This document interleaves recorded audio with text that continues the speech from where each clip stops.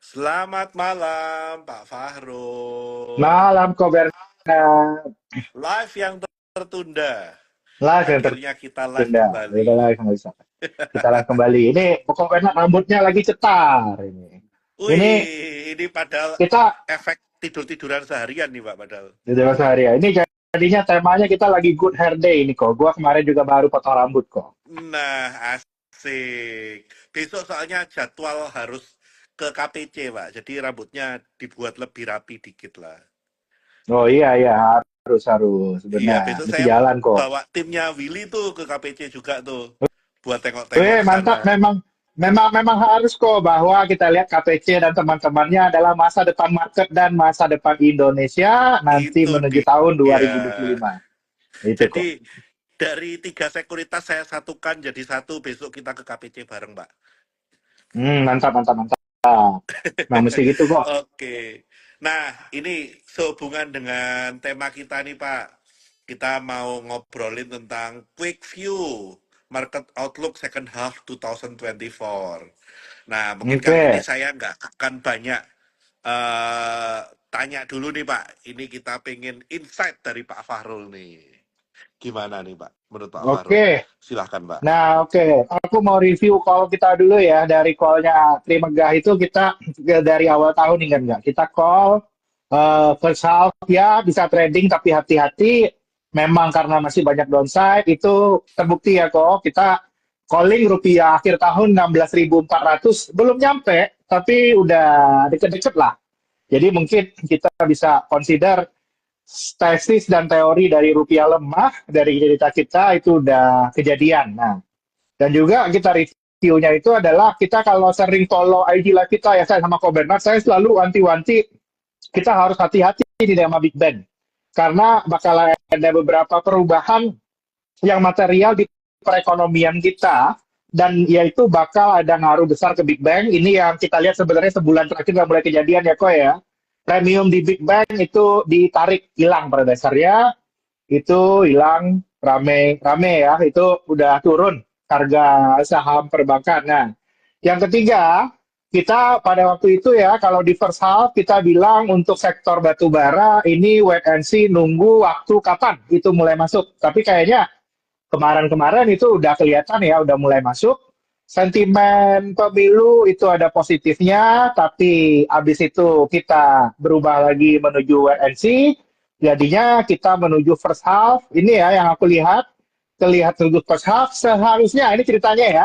Seharusnya cerita-cerita yang kemarin aku bilang cautious hati-hati kita apa namanya harus banyak risk cash, porsi cash besar itu 85 sampai 90% cerita jelek udah kejadian ini kok. Kalau Oke. menurut pendapat saya. Nah, menuju second half, apakah masih ada lagi cerita jelek yang bisa muncul? Cerita jelek yang bisa muncul saat ini udah tinggal dua kok, kalau aku lihat. Yaitu adalah sampai sekarang market itu belum bersiap on the second Trump trade. Itu belum market belum siap lagi di sekarang. Ini kondisinya market masih pricing in Biden. Habis itu ragu kan ini Trump on trial ini gimana ya itu masa nanti Presiden Amerika diswornnya dari jail gitu kan itu kan lucu itu satu hal. Yang kedua orang mau lihat ini ya udah lihat ini nggak udah lihat stock market China kan udah rally nih. Nah stock market China rally itu partly pricing in China ekonomi ini udah bottom. Nah ini ceritanya. Kalau cerita China ekonomi ini udah bottom di second half, seharusnya downside dari rupiah, downside dari apa namanya outflow dari perbankan dan lain-lain yang kemarin-kemarin udah kita ceritakan akan menjadi pemberat di first half harusnya udah selesai. Nah, itu dia. Itu dua tadi downside dari global, ada downside lagi satu lagi kita sama-sama menunggu. Nah, ini mudah-mudahan nggak downside nih upside. Kita sama-sama menunggu kebijakan dari prospektif apa namanya pemerintahan baru kita. Karena sampai sekarang jujur ini yang membuat sebenarnya capital flow baik terutama di FDI itu cenderung terganggu kok. Jadinya kalau boleh aku bilang aku tidak terlalu positif kan first half aku bilang nih waktunya trading hati-hati itu terbukti. Sekarang kalau menurut saya cerita negatifnya itu more or less nih udah 80% lah. Udah hampir selesai ya kalau aku bilangnya. Dan kalau kita lihat-lihat, ini ya IHSG tanpa brand aman dan kawan-kawannya itu, harusnya sih IHSG itu sekarang udah murah ini Pak. Udah 6.000 kali ya pas turun kemarin. Aku pas 7.200 itu kita hitung IHSG 6.200. Kalau sekarang habis itu kemarin jatuh lagi turun ke bawah, bisa 58 jadi Pak, in reality ya 58 59 kok. 58 Pak. Kira-kirain aja. Iya, 58 sekarang. 58 59. Iya, ha. Jadi 58 IHSG 59. tanpa Magnificent Seven, IHSG ini udah di 5859, which is 5859 ini itu area demand pada waktu selesai COVID, di mana IHSG sempat sideways lama dan breakout sampai ke 7.000 itu ada di support di 5859 ini. Jadi secara teknikal saya setuju, ini sebetulnya IHSG udah represent bottoming, Mbak. Sudah ya, aku juga pada dasarnya itu aku lihat bottoming. Pertanyaannya adalah kita tinggal berikutnya itu ya untuk strategi, kapan kita timing bisa masuk lagi secara masif ke market. Nah, kalau kita apa namanya terkait dengan market second half, apa yang perlu paling kita pantau? Nah, habis ini report mingguan aku paling perlu dipantau nih sama rekan-rekan. Buka di Trimegah Hmm. ya, biar dapat weekly reportnya kita, weekly reportnya Pak Farul. Harus pantau tiap minggu, asing itu masuk ke bond kita berapa? Itu yang paling penting. Kalau asing masuk ke bond, persepsi apa namanya persentase dari asingnya itu udah naik, sekarang 14, aku lihat akhir tahun harusnya ke 18 sampai 20% ya. Harusnya itu asing bisa masuk banyak di second half, itu nanti yang akan menjadi faktor narik marketnya ke atas. Kapan? Nggak ada yang tahu kapan ya. Tapi kalau guesstimate ya, aku lihat-lihat historis, lihat-lihat misalnya gimana rencana pemerintahan baru, aku baru PD itu bulan Juli. Jadinya menuju bulan Juli, kalau aku lihat ya udah waktunya kita harus ancang-ancang untuk nyari saham-saham dengan apa namanya fundamental yang akan bisa naik. Dan sekali lagi aku mau kuatin lagi view-nya. Sekali lagi seperti yang aku mau Pak Bernard bilang, cerita dari over liquidity ini udah selesai Bapak Ibu. Habis ini belilah saham-saham dengan fundamental. Yang aku lihat kondisinya sekarang, yang saham-saham dengan fundamental yang bagus itu adalah terutama saham-saham terkait komoditas dan di second half aku lihat baik klien institusional ataupun retail itu tidak bisa ngeneglect saham-saham tersebut. Beberapa saham batubara counter bisa dihitungin ya kok ya. Aku lihat ini ya beli saham batubara, masa ini ya kalau kita free cash flow-nya ya masa cuma 3 tahun sampai 5 tahun udah balik modal ini kok dievaluasi sekarang. Ini kan kita bilang banyak kondisinya itu sudah too cheap to ignore. Ini akan menjadi cerita-cerita yang paling material. Nah, bagaimana dengan Big Banks? Kelanjutan dari cerita kita yang kemarin, Big Banks itu akan kehilangan premiumnya, jadi habis ini Big Banks itu akan lebih banyak bergerak sesuai dengan fundamental dan bagaimana growth masing-masing. Nah, dalam jangka pendek, kita lihatnya itu Big Banks yang terkait dengan small medium enterprise atau UMKM, itu mungkin akan cenderung lama untuk recovery-nya. Tapi kapan recovery-nya itu akan muncul dengan kuat, aku lihat begitu ada pengumuman dari kabinet baru, pemerintahan baru, karena pemerintahan baru kita berencana hendak melaksanakan program makan bergizi gratis, itu akan membuat momentum di Big Bang, terutama yang exposure-nya ke retail, small medium enterprise itu akan naik. Tapi nggak sekarang ya, tunggu nanti dulu announcement-nya. Karena satu hal yang paling penting, kalau kita mau bullish Big Bang lagi, itu tidak bisa lagi dari sentimen penurunan interest rate, harus dari apa namanya kemampuan Indonesia untuk tumbuh secara sehat dalam beberapa tahun ke depan. Untuk sektor, aku masih senang sama komoditi dan turunan-turunannya. Nanti ini bisa sama bahas ini ya, Ko ya. Dan ternyata kalau memang ini mulai terlihat nih, mau mulai betting on China recovery, agak tidak meyakinkan, tapi stock marketnya percaya. Itu yang kita lihat sekarang. Jadi, aku lihatnya kita harus mulai betting juga nih on the China recovery. Nikel dan lain-lain, walaupun ada cerita oversupply, cuman buat trading kayaknya udah boleh ya. Cerita energi, Medco, dan kawan-kawan, itu masih boleh. Aku lebih percaya itu struktural, dan kita harus lihat satu-satu saham batubara. Karena di second half, ya aku percaya saham batubara ini akan manggung ganti-gantian kok. Ini sama-sama mesti kita Wah, lihat Ya, kalau misalnya grup ya. X naik, mungkin grup lain istirahat dulu. Nanti grupnya si A naik, grupnya si B istirahat dulu. Nanti itu yang kita lihat. Karena tapi satu hal yang mesti aku ceritakan bahwa kecenderungannya ini ya, kalau mau likuiditas sampai bulan depan, likuiditas ini masih bakalan tipis. Itu yang aku lihat. Likuiditas ini kapan akan kembali lagi? Kalau aku memandangnya ini karena aku melihat masih ada mismatch di perekonomian Indonesia. Kayaknya ini ya aku melihat kok ya ada urgensi kayaknya BI naikin lagi satu kali lagi nih. Aku baru bisa lihat volume market baru naik, BI naikin satu kali lagi, likuiditasnya akhirnya ekspektasi likuiditasnya ketakar, baru nanti tradingan bisa naik lagi. Sebelum ke sana, tradingan harus trading cepat dan spread lebarkan Bapak Ibu. Kayak yang biasa kita ceritakan. Cerita ini yang bilang ya mungkin waktu kita untuk ngelong IHSG sudah nggak lama lagi, harus sebulan dan 2 bulan ini siap-siap. Jadi temanya kalau aku lihat kita harus siap-siap peluru. Kalau ada yang mau pesimis, aku bilang telat Bapak Ibu. Pesimisme sudah di price in sama market. Saatnya kita mulai cerita menuju masa depan. Begitu kira-kira Oke. Ko Bernard. Nah, ini menarik nih Pak. Ada beberapa poin yang saya sangat setuju nih. Terutama kan kita pantau masalah bond inflow ya. Karena Boy sebetulnya flow, ini paling penting. saya nggak tahu indikator kita sama apa nggak. Soalnya saya lihat di Bloomberg Terminal Pak. Itu kan government bond foreign flow ya.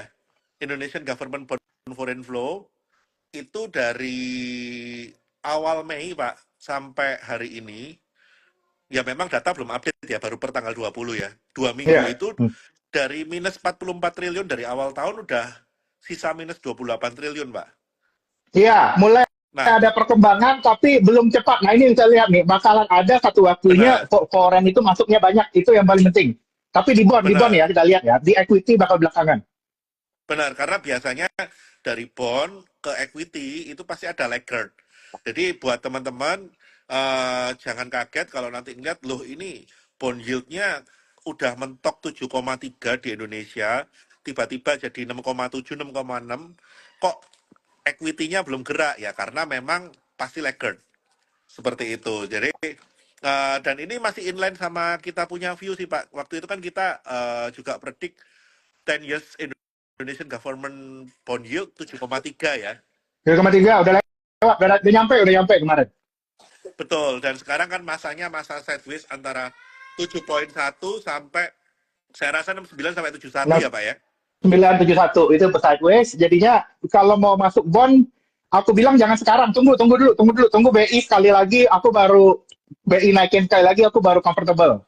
Kalau ada Betul, betul. Itu tawaran-tawaran kan Ori, Sukri dan lain-lain itu yang kita lihat. Wah ini Ko Herman luar biasa pertanyaannya nih. SRBI dijual ke retail. wah, itu sih Oke. mind blown sih kalau sampai SRPI dijual ke retail itu BCA yang megap sih. Enggak ya. Udah nampung Iya, segitu banyak itu istilahnya pabrik jualan ke distributor, distributornya udah merasa beli barang murah, gudang udah dipenuhi, ternyata pabriknya nge-retail sendiri, mampus. Pabriknya mampus, bisa benar, bisa benar. keluar barang tuh. Iya. Ya, Hmm. gimana Iya nih Pak? benar kok. Bisa ya Kira-kira kira-kira. ada chance nggak Pak? Kayaknya enggak, bukan. Enggak sampai ke situ.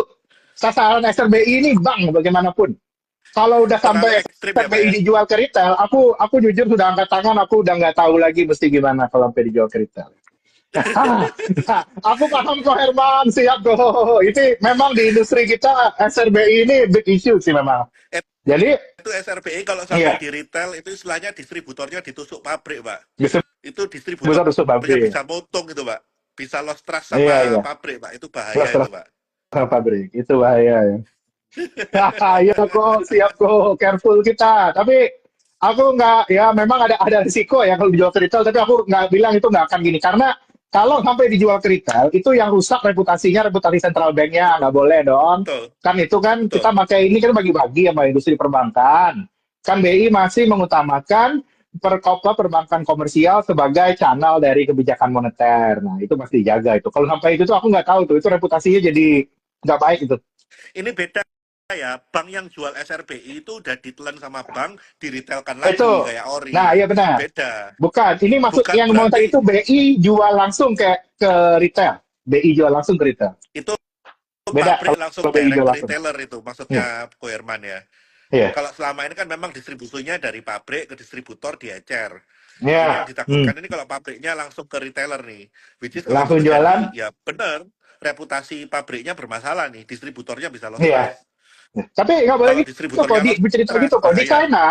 Di China beberapa kali juga ada udah mulai ada instrumen kayak gitu loh di China. DBOC-nya itu pada dasarnya itu juga bisa langsung kena sampai retail.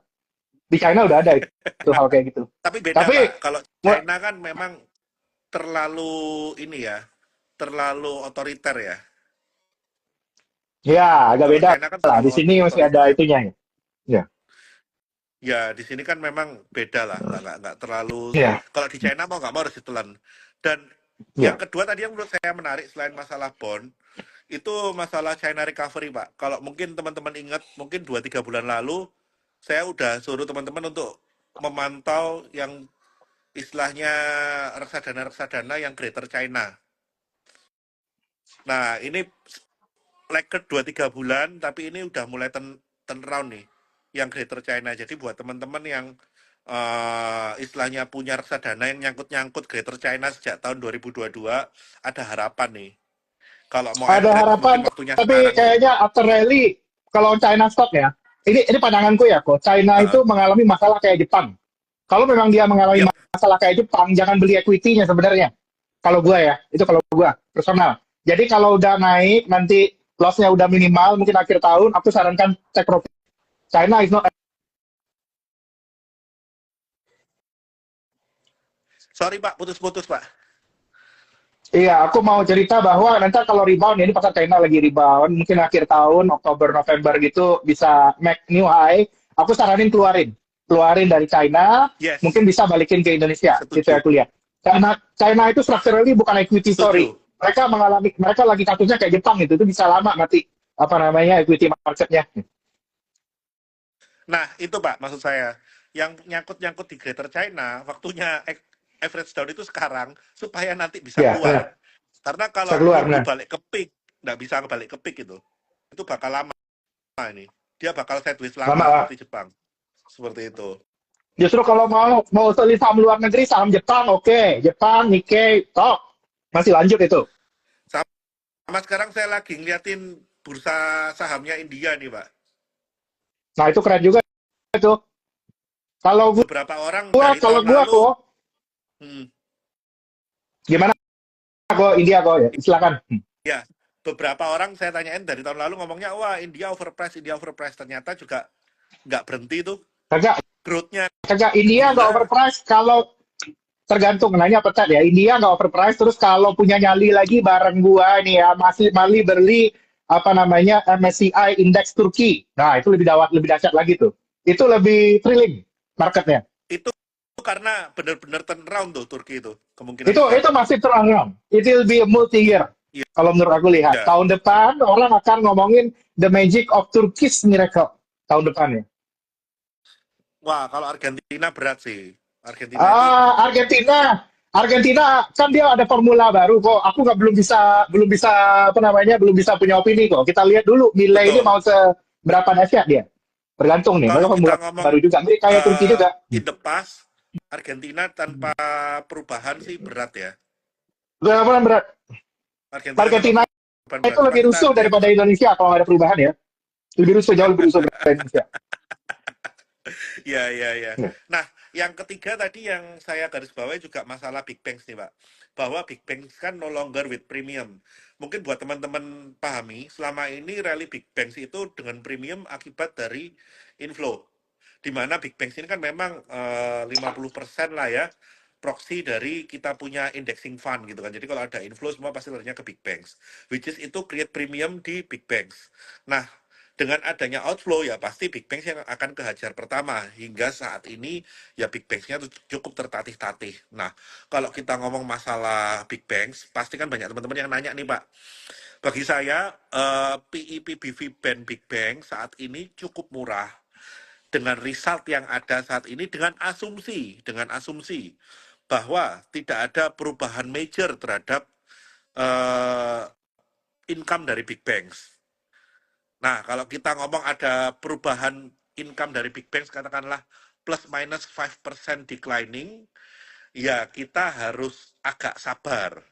Tapi kalau Agak kita sabar, asumsi, Ridwan. kita percaya bahwa earningnya sama, kalau earningnya sama dengan tahun-tahun sebelumnya, ini ada di lower band. Sehingga untuk masuk ke average PE band dan PBV band, ya harusnya sih at least di atas 5.000 untuk BNI, BRI dapat sih ya Pak ya. Ya, mudah-mudahan kok. Tapi memang yang harus dari bawah itu, ini yang paling gue takutin ya, ini kan likuiditas kita agak kurang bagus. Betul. Kalau seandainya bank-bank ini kan rata-rata mereka nargetin loan growth itu 13-15% ya, kayak Mandiri Betul. itu masih tinggi Betul. guidance-nya. Kalau guidance-nya turun, ya menurut aku mungkin baru 50% market yang price in sekarang. Ini yang kita lihat nih. Yap, yap. Kalau itu kejadian, mungkin ini akan jadi berat ya, karena kalau likuiditasnya masih cenderung ketat kayak gini, susah kita buat expect apa namanya, buat loan growth-nya bisa kencang tanpa nambah signifikan resiko. Kalau nambah lagi resikonya ya kayak kayak yang kejadian di BRI kemarin itu loh kak, itu kan Yap, kejadiannya. benar. Makanya kalau saya sih udah nggak expect ada growth sih Pak tahun ini. Saya expect Ya dia IPS harus mesti stay. Stay aja itu udah moderate tuh. Jadi kalau ya berharap ada saya IPS aja udah growth tahun moderate. ini untuk big banks, untuk berharap IPS growth itu susah. Kita Ya. expect-nya IPS nggak turun aja itu udah moderate konsensus tuh. Iya, udah bagus kok. Jadi kalau aku bilang ya kalau ada BRI rebound lagi, gua rasa ada lah, masih ada lah ini rebound nanti. Sampai misalnya udah deket-deket goceng, naik lagi misalnya.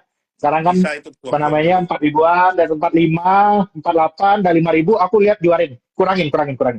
Itu aku Betul. lihat ya. Udah agak Setuju. beda ini Pak Kalau secara Arman. teknikal sendiri, Pak, ini kemungkinan ada sedikit rebound sih. Memang kayak BCA dan Mandiri itu kalau dari Elite Wave itu juga udah waktunya rebound. BRI ini yang agak kepleset dikit, cuma harusnya di drive dengan momentum yang sama, ada momentum untuk rebound sih ya. Jadi Iya, minggu-minggu depan tapi ini akan sangat menarik untuk hmm, kesempatan SOS sih, Pak, menurut saya. benar. Next line kalau naik SOS. Karena kalau untuk Benar, bank, benar. BRI aku baru mau beli ketika udah dekat-dekat pelantikan presiden. Karena BRI ini adalah proxy dari makan bergizi gratis. Kan proxy untuk kita SMI-nya, Small Medium Enterprise kita naik. Kira-kira seperti Benar. itu. Nah, sekali lagi ini adalah time frame dari sekarang sampai bulan 9, bulan 10 ya. Kalau teman-teman punya Ya. time frame dari up to 1 years ahead dan teman-teman nyangkut di 5 ribuan, ya bagi saya sih itu akan di offset dari dividen NS. Harusnya masih ada prospek ya karena di next year saya yakin sih Big Banks kembali bisa growth ya. Mungkin seperti itu ya Iya, Pak ya. benar. Tapi mesti ada ini dulu adjustment-nya dan growth-nya Benar. nanti lagi persepsinya bukan karena quality asset, low NPL enggak, tapi emang karena loan growth-nya gede itu yang aku hadapin tahun depan. Itu penting Benar, itu. benar. Jadi yang kita expect di tahun depan itu bukan story-story masalah NPL-nya gede or else. Kalau kita ngomong BRI NPL gede, nggak terlalu Itu buruk. kalau menurut aku investor have to get used to it. Ini investornya lagi kaget. Ini Benar, karena ini ya basically ekonomi yang benar BRI itu. benar. Karena basically Ya kau BRI silakan itu Mary. kan memang mainnya mikro, Pak. Mainnya mikro kan nggak Mainnya bisa mikro. disamain NPL-nya dengan yang mainnya enterprise model kayak BCA Benar. Mandiri ya pasti NPL levelnya beda Jadi kayak memang gitu. PR-nya itu dari manajemen BRI gimana caranya itu bisa nunjukin bahwa tahun depan memang NPL udah nggak bisa lagi turun ke level yang kemarin-kemarin ya text time, tapi dia bisa ngasih growth trajectory yang superior itu yang paling penting. Loan-nya Betul, bagus, betul. pricing-nya oke, jadinya NIM-nya juga masih bisa nice lah itu kondisinya. Tapi good thing saya aku lihat juga sebenarnya tahun depan itu ya hal yang paling penting itu kayaknya pasar-pasar pinjol, pasar-pasar apa fintech ini udah mulai normalize ya kok ya. Kan Benar. banyak soalnya yang tadinya ke BRI pindah ke fintech kan. Benar. Dan akhirnya kan harusnya yang di fintech-fintech udah ngeblak semua nih, Pak. Harusnya Iya. mereka balik ke cinta lama nih. Ternyata pinjam di BRI itu lebih mending daripada di fintech gitu Oh, kan. oh iya jelas pinjam di BRI lebih mending jauh. Jadi itu yang mungkin jadi momentum dia untuk turnaround ya, untuk balik ke growth trajectory di loan-nya dia. Iya benar. Dan mungkin karena kalau kita punya view bahwa akan ada kemungkinan tahun depan akan ada pelunakan suku bunga, yaitu losses-losses yang mark to market Nggak ada losses di dari financial bond, mark to asset, market. ya itu pasti ada perbaikan sehingga tahun depan pasti laporan keuangan slightly better sih pasti. Iya, mudah-mudahan. Tapi tahun ini adjustment dulu. Itu ya aku lihat. Tahun Ini udah ini pasti kejadian nih, berat. dalam 40% lah. Tahun ini berat, tahun ini berat, Tahun tahun ini berat. tahun ini Tahun berat. ini tuh yang aku cinta saham batu bara, gue saham batu bara, nikel kayaknya itu udah mesti dikonsider. Karena Oke. market jatuh, mereka stand tall, kuat, Nah, tahan banting. ini yang menarik yang poin keempat nih Pak, yang mau saya garis bawahi. Hmm, gimana kok? Halo? Halo, iya, iya, iya. Sorry Pak, putus-putus. Iya, ya. Ini yang poin keempat yang menarik yang saya mau garis bawahi ini Pak, masalah coal. Tadi kan Pak Farul sempat sampaikan ya, bahwa coal ini sekarang masa 4-5 tahun udah BEP nih dari dividen. Which is ini Iya. yang kapan hari kita ngomong Pak, bahwa coal akan ada repricing PE. Ini teman-teman nggak sadar nih, sekarang saham coal ini banyak di tradingin di PE 4 dan survive. Sebelumnya PE 2, PE 3 aja udah dipukulin gitu kan. Iya, dipukulin bener. Nah, ini mereka udah bisa accept PE 4, PE 5. Dalam artian apa? Mereka tahu bahwa dalam kondisi saat ini, coal udah bisa dijadikan projection untuk dividen. Karena apa? EPS-nya udah bisa diproyeksi cukup stabil, Pak. Even ITMG pun saya sempat call ke direktur ops-nya, mereka punya trajektori untuk EPS pun cukup oke dengan EPS Iya. 2023 dia 2023 dibanding 2024 projection itu cukup oke, Pak. Jadi ya menurut saya ini salah satu chance ya. Kenapa nggak kita mulai masuk ke saham coal? Jangan dilihat, oh sekarang saham coal-nya PI-nya kok udah lebih dari 3, kapan hari PI-nya 2. Jangan gitu, karena memang Enggak. kondisinya beda. Jangan Kapan gitu, hari, jangan sadis lah. Pi saham kok 8 sampai 9 kali lah. Kalau nggak mau double digit 8 sampai 9 kali lah. Masa 4 kali kok iya, sadis amat. jangan jangan dipikir waktu itu PI 2, waktu itu PI 2 karena EPS-nya lompat drastis. Which is Iya. itu IPS nggak akan terulang.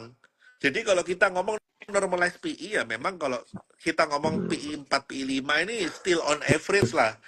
Which is kita harap mungkin saat ini PI 8 ya Pak ya itu masih masuk akal lah untuk coal. Pi 8 masuk akal. Aku lihat. Ini akan Kayak jadi gitu. cerita penting. Ini akan jadi cerita penting sampai akhir tahun. Karena kita butuh komoditas ini untuk ekonomi kita recovery, untuk menuju Indonesia maju. Kita butuh komoditas dan hilirisasi kok, dimanapun kok. Betul. Penting itu. Dan Udah pakai kudu mungkin nanti nih sekarang momentumnya nih. itu ya waktu new government ya Pak ya. Kalau kita mau ngomong PI 7, PI 8 itu mungkin Ya. momentumnya waktu new government pada waktu mereka udah berani untuk otak-atik masalah royalti dan DMO. Kalau sekarang saya rasa sih Ya nggak benar. mungkin sih. Jadi momentumnya pasti sekitar-sekitar bulan itu. Jadi buat teman-teman ya kalau memang rencana mau ngelong, cari-cari call-nya dari sekarang nih. Mulai dari sekarang obrolin tuh mana call itu di ranking, mana yang dari paling high risk sampai low risk. Karena pasti yang naik Benar, yang low risk duluan. Yang low benar, risk duluan naik, benar, baru yang high risk lompat-lompat belakangan, kira-kira kayak gitu. benar. Dan setelah call pasti lihatnya apa? Kontraktor call-nya pasti kecipratan kayak gitu kan. Itu pasti. Jadi buat teman-teman itu semua satu paket dari call, kontraktor call. Nah, kalau harga call-nya juga stabil, nah nanti kita lihat harga oilnya. Kalau harga oil ada kecenderungan naik, ya pasti harga call-nya juga akan ke booster gitu kan. Jadi Iya. itu tanggung renteng tuh antara harga oil sama harga coal. Itu harus dilihatin secara seksama tuh. Nah, itu ada yang nanya Pak, yang impor atau yang ekspor oriented ya? Pasti yang ekspor oriented ya Ya Pak ya? ekspor lah. Ya ekspor lah. Harus ekspor, Pak. Justru kalau kalau ini ceritanya itu adalah gini, konsumsi PLN kan nggak naiknya nggak terlalu banyak. Satu, oke, habis ini permintaan dunia itu naik loh. Orang boleh bilang ada Benar, demand China melunak dan lain-lain. Yang aku lihat nih structural banyak hal yang bikin permintaan dunia itu naik kok.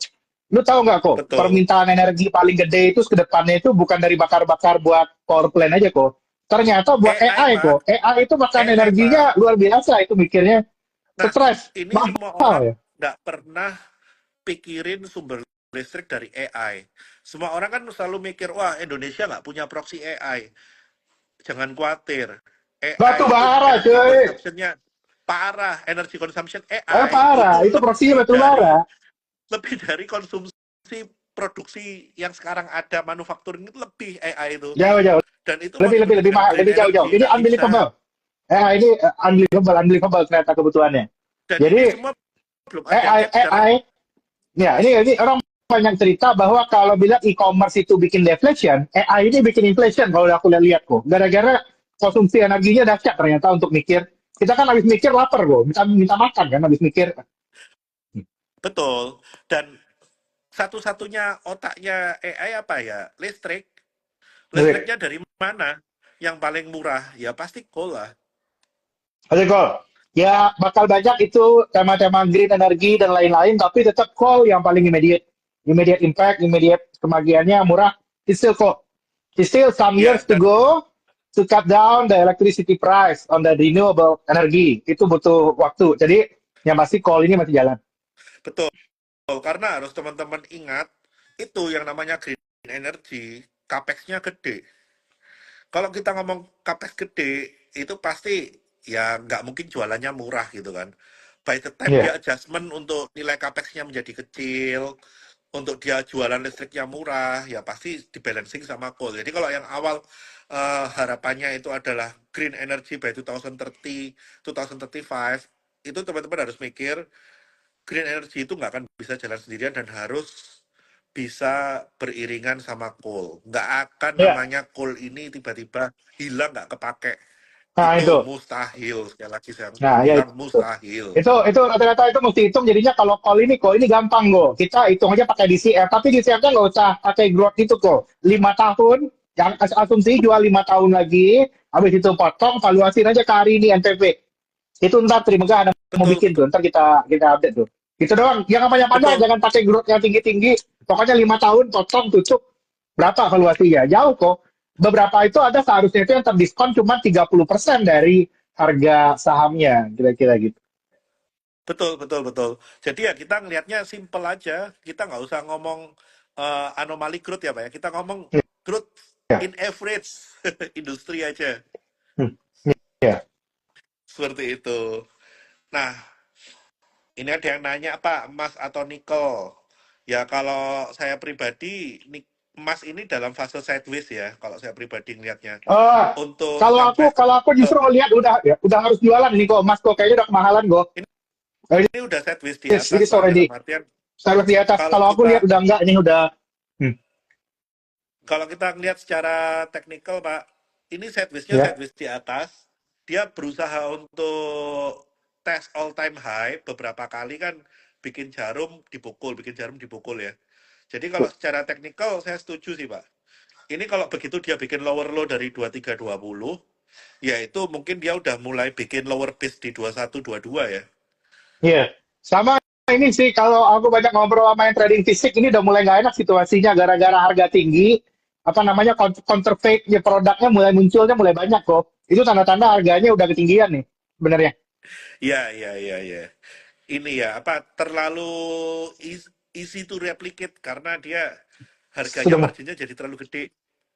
Yes, yes, ini lagi terlalu gede menurut aku I will not buy at current price. Ya.